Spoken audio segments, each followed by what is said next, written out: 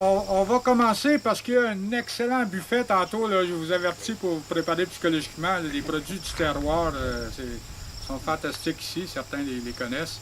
Alors, sans plus tarder, je vous présente le futur député de Papineau, Jean-François Primeau.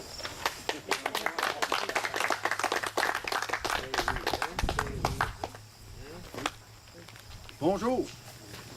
Bon, ce matin, on est dans l'agriculture. On va parler d'agriculture. Au lancement de ma campagne, j'ai parlé que je prônerais une campagne d'achat local.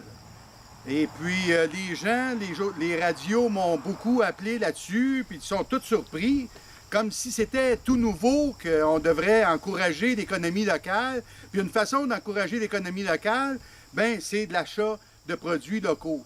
On est dans une région, la Petite Nation, où il y a plusieurs producteurs agricoles et on continue à acheter des produits qui sont faits à l'autre bout du Québec quand c'est pas à l'autre bout de la Californie. Puis là, on se dit, ben, moi, je dis, coudonc, on pourrait acheter des produits. Et la politique alimentaire du Parti québécois, ben, c'est dans ce sens-là. On parle de souveraineté alimentaire. Rappelez-vous, dans les années, à la fin des années 70, quand M. Jean Garon était ministre de l'Agriculture, le Québec était autosuffisant à 78 % dans les produits de l'autosuffisance agroalimentaire. Si je vous demandais aujourd'hui, vous seriez pas mal étonné, c'est à 30 %. Imaginez. Imaginez 30 %. Ça veut dire à ce moment-là que là, aujourd'hui, les gens achètent des produits, ils regardent le prix, ils ne regardent pas la provenance, ils ne regardent pas.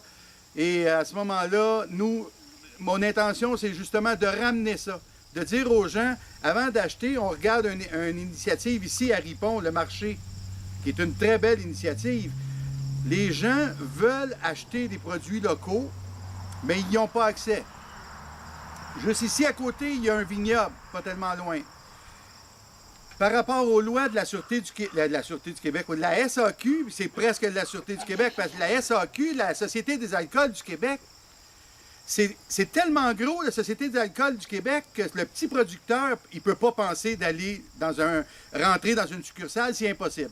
Parce que la Société des alcools, les autres, ils demandent des quantités phénoménales, si tu veux vendre. Mais nous, on dit, mais au moins donner l'autorisation. Il y a des épiceries fines dans le coin. Le propriétaire de l'épicerie est prêt à faire une tablette et de mettre les produits locaux, mais la SAQ dit Le propriétaire d'épicerie fine peut avoir des vins de l'Afrique du Sud, peut avoir des vins du Chili, peut avoir des vins de l'Argentine, n'importe quel pays, nommez-les, là, et puis que c'est à l'autre bout du monde. Puis le producteur de vin qui est juste à côté, qui sont des amis, ils sont dans la même ville. Donc, moi, je dis ça, on va casser ça. On va arrêter ça, ça n'a pas d'allure, ça. C'est ça, la politique d'achat local. C'est le gros de mon show, parce qu'on dit, ça crée... Et les gens sont portés à dire, en agriculture, bah, c'est pas beaucoup d'emplois.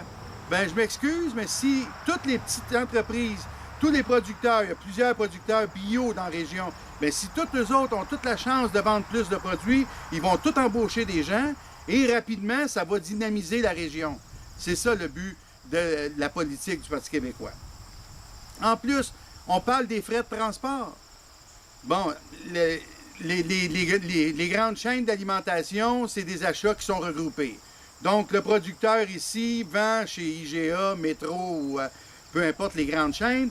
Il met ça dans un camion, il va pas conduire ça à Montréal, et à Montréal, puis il ramène ça dans la région.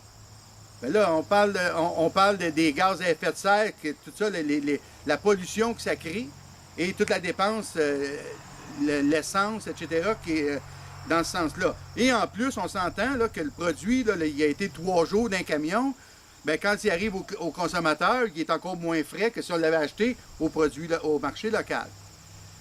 Donc, c'est un point là-dedans. Et ça crée aussi une fierté.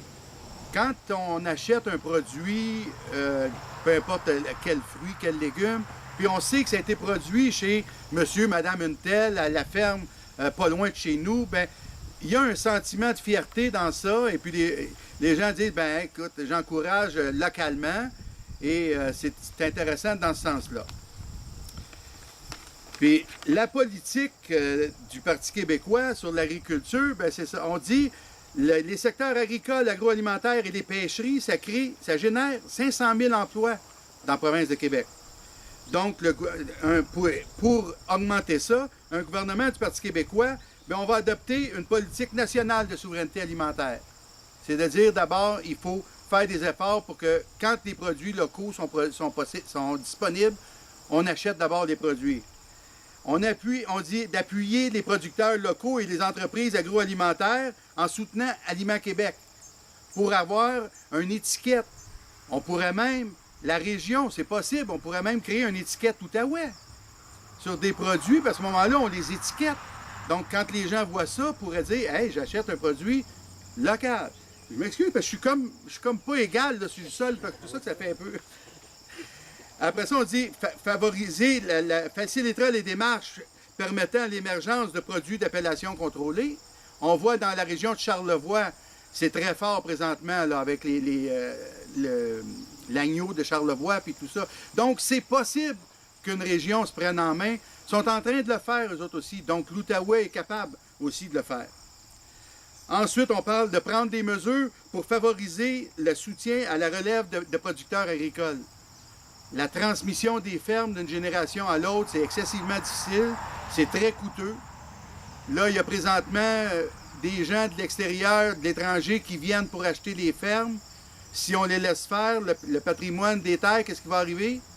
Puis là, ça va devenir toutes des grosses entreprises là, qui ont des milliers d'acres, puis ça va être... ça sera pas en faveur du Québec, ça. Et, je dis justement, appuiera les producteurs artisanaux d'alcool en facilitant l'intégration de leurs produits par le biais de leur succursale locale de la Société des alcools du Québec. Donc, ça, c'est quelque chose que je vais m'atteler pour travailler là-dessus, parce que, justement, pour aider les producteurs. J'ai déjà rencontré des gens, des vignobles, et ils me disaient que pour rentrer à la Société des alcools, c'est très difficile. Ça demande beaucoup d'efforts, beaucoup de représentation. Donc, à ce moment-là, ça prend un volume pour justifier ça. Mais si... Puis là, je me répète, mais il faut vraiment que les produits locaux soient disponibles sur les tablettes dans la région. En gros, c'est le point que je voulais porter ce matin sur la politique. Et je vous invite, vous pouvez aller sur le site du Parti québécois et donc toute la politique agroalimentaire. Et...